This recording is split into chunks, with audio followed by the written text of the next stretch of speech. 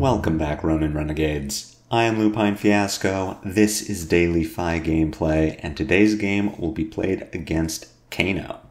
For anyone who is new to the channel, welcome to the Resistance. What we do here is review replays of games that I have played on the Talishar client days or weeks ago, after enough time has passed that I lose my bias and can more objectively judge the quality of my play. I will walk through turn cycles as if I were taking them now while explaining my thought process for the lines that I take, and compare that to what I did at the time of recording.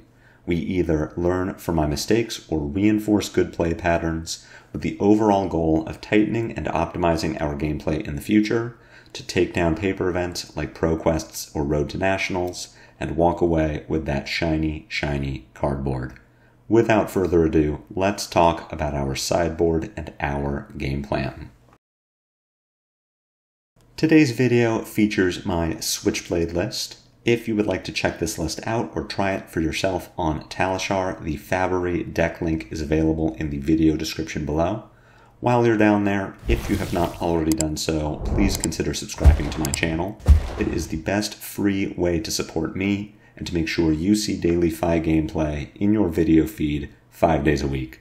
The best paid way to support me is through Patreon, and my Patreon link is available in the video description as well. A Patreon subscription will get you Discord access, your name will be featured in every daily FaB gameplay video, and there are even more exciting benefits to come. Daily FaB gameplay will always be free 5 days a week, so for anyone who can afford to patronize me, I truly appreciate it. The Kano matchup is very interesting because win or lose, you should be done in less than 5 minutes. And there isn't much you can do in the way of interaction. You and Kano are really just playing solitaire at each other to determine who can play solitaire best. You are going to throw damage at Kano. Kano is going to block if he can afford to, otherwise he is going to sling arcane damage at you, waiting until he can combo off. I can't explain to you how the Kano combo works, because I've never needed to learn. I can't interact with it outside of Spell Void or Arcane Barrier, and within the scope of using Spell Void or Arcane Barrier, all I ever need to know about Kano's combo is that it starts with Aether Wildfire, and that is what I'm supposed to throw my Spell Void at. Within that frame of the Kano matchup, let's talk about how we play our side of it. The most important part of the Kano matchup is winning the die roll, and it's important because we really want to go first in this matchup. The Kano matchup is one of the rare FaB matchups where we do actively want to go first, and this is for 2 reasons. One is we want to leak as much damage as we can over Kano's blocks, and in doing so, we want to force Kano to block with cards from hand rather than use his ability on our turn to throw instant speed arcane damage. Our life really is a resource here, and we need to preserve it by taking Kano's cards from him. The second reason we go first is we really want to set up an arsenal as we win this matchup by throwing a big 5-card hand at Kano before he is ready to kill us. So we do win the die roll, and we are going to choose to go first. Next, we trade out all of our equipment. We are bringing Pouncing Lynx and Emberblade into this matchup, as well as our 2 pieces of Spell Void equipment. And finally, within the 60 itself, we are cutting our bleed outs and adding our spreading flames. Our game plan in this matchup is just to play as efficiently as possible. Kano should not be interacting with us in a way that we can really deal with outside of using Spell Void on an Aether Wildfire. Kano is not going to throw any physical damage. Kano is not going to throw any arcane damage that we can prevent with Arcane Barrier. So we just let him take his turn and try to sequence our turn as best we can for maximum damage. Our Pouncing Lynx is used really as soon as we can get more than 6 points of value from it. This game is not going to go very long, and based on how Kano is blocking your attacks, you should know pretty early in your turn if he's going to look to pop off. The fact that we are presenting 2 pieces of Spell Void equipment rather than any Arcane Barrier means that Kano is not benefited in any way by waiting for us to play out our cards. His combo turn is as strong or as weak as it will ever be, regardless of where it is in the turn cycle. So Kano can just wait to see if we kill him on our turn before he pops off. And if he thinks that we will kill him, that's when he has his go, no-go decision as far as trying to kill us before he dies himself. There really isn't much to talk about as far as our game plan here. We just do FaB things and hope that we do them better than Kano does Kano things. So with all that said, let's just jump into the game and see how it all pans out. We jump into it. I don't know what a chain link summary is. Unlike my usual videos, I've got hands up here, alright? We are not pausing this one. We're going full speed, no brakes, because that is what the Kano matchup deserves. We are just playing out our hand and looking to set up an arsenal. The double strike in arsenal is our best option here. One, because Mounting Anger and Brand with Thunderclaw threaten more damage on turn 0 than a double strike does. And 2, we want to set this double strike in arsenal to hopefully draw into another double strike or an Art of War to get a big Salt the Wound off. We are just trying to blow Kano up before he blows us up.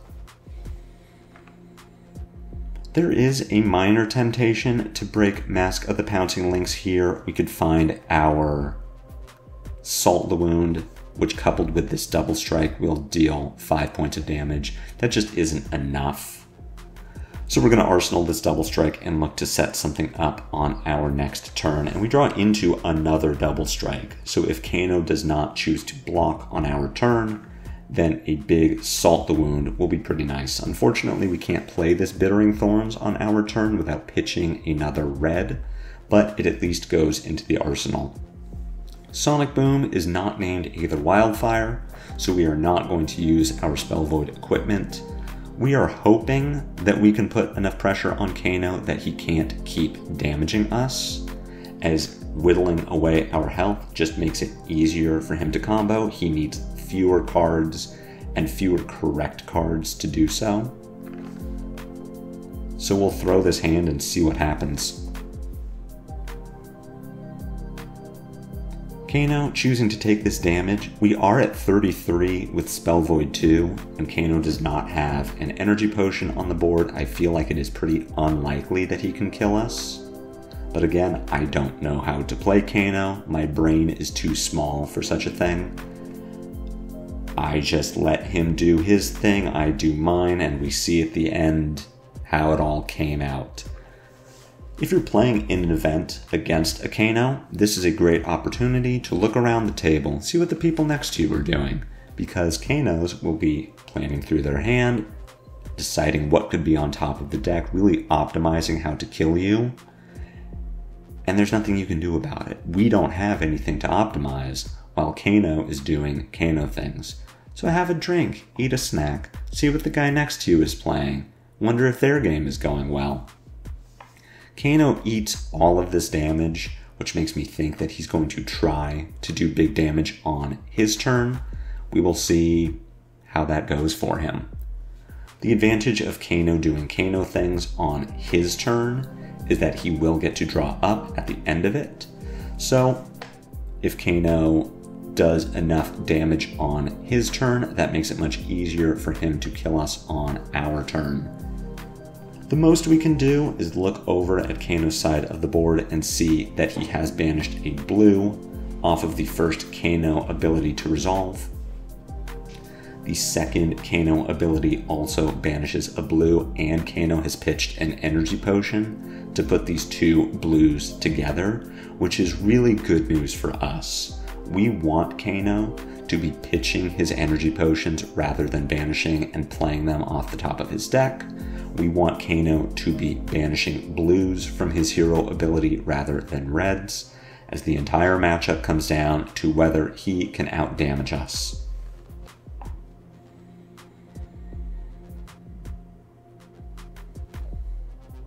I am guessing that Kano's turn did not come together quite the way he wanted it to, as he is now left with a card in hand and a card in arsenal, and that card in hand possibly could have been used to play a bit of defense on our last turn. For this turn, we have a blue, we have 3 1-cost reds, and we have a Ronin Renegade. The turn mostly plays itself.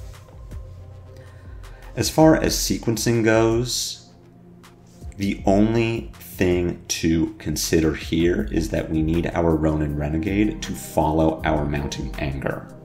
If Mounting Anger is the first Draconic link on this chain, it can banish Ronin Renegade. It cannot banish Bittering Thorns. So the way we've sequenced this turn is such that Mounting Anger will be able to banish Ronin Renegade. If we had played the Ronin Renegade first, trying to hold the Mounting Anger, we don't have the Draconic links to pick up and play our Phoenix Flame, so we would have lost a point of damage. As it is, we are at 27. Kano is just going to pass through to the end of his turn. It is certainly possible for him to kill us through 27. It is just very difficult. Kano chooses to go. He has no choice. For our part, we see that he has pitched an energy potion and 2 reds. Reds are absolutely not what Kano wants to see at this point, and an energy potion in hand is not an energy potion on top of the deck. Kano does flip the Aether Wildfire and does flip an Aether Spindle, which are very good ways to start this combo, but unfortunately for Kano, he has no resources with which to play them. He realizes this and packs it up. So that was a game. We certainly did play flesh and blood. That's the Kano experience. We play out our hand, Kano plays out his hand, and maybe one of us wins the game. If things had gone a bit better for Kano, we certainly could have been on the losing end of that match. Kano drawing the energy potions rather than banishing them off the top is terrible for him. Kano kept a 5-card hand, played 2 Tome of Fiendals, and over the course of that turn pushed, I believe, 6 damage, which is not very good. So the draws just didn't line up for Kano. On our side of the board, we had an average series of draws. Salt the Wound for 8 is very good, but of course it came off the back of double strikes, which themselves did not deal very much damage. We don't use Tiger Stripe Shuko in this matchup, so double strike is just a 0 for 2, which is below rate. We never saw an Art of War. We had at least one hand without a blue, which really inhibited our ability to play the game. And coming into this last turn, we only had a 4-card hand. So I certainly would not say that we high-rolled Kano. Maybe I would say that Kano low-rolled us. But I did want to show this game because in over 100 videos, I have not put up a Kano match, nor do I expect to put up another Kano match in the next 100 videos. There just isn't much to say about this matchup. We play Solitaire and they play Solitaire, and whoever plays Solitaire best wins. We bring our Spell Void too because we want to put the onus on Kano to really work for his combo. A good rule of thumb is that every point of Spell Void or Arcane Barrier that you produce on the combo turn reduces the power of the combo by 5 points of damage. And that comes from preventing the overall buff provided by Aether Wildfire, as well as the damage dealt by Aether Wildfire that then contributes to Blazing Aether. Outside of that, just play very tightly and efficiently and optimize your damage every turn. I do hope you enjoyed this game, short as it was. If you did find this helpful, or if you just enjoyed seeing me bully a Kano, head jab that like button. My comments are always open for any questions or feedback. Otherwise, I will see you back here tomorrow for more daily FaB gameplay. Until then, take care.